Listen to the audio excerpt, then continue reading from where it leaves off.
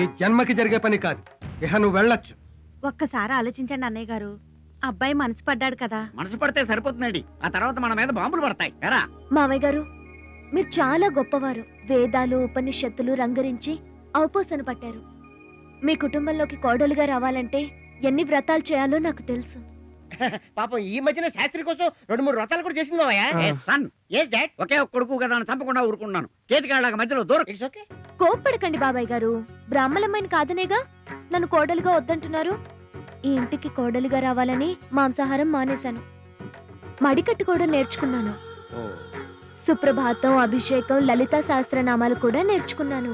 Lalitha Sahasranamam చదివిందంటే MS Subbalakshmi బతికొచ్చినట్టుంటది నాన్నగారు. అత్తమావల్ని సేవిస్తాను. ఆహా, మా వారు బయటకెళ్ళేటప్పుడు ఎదురొస్తాను. అంతేకాదు మావయ్య గారు, పిండి మిరియాలు, గుమ్మడి పులుసు, పనస పొట్టు, అంబలి పొంగలి పప్పడం దప్పడం అన్ని వచ్చామా?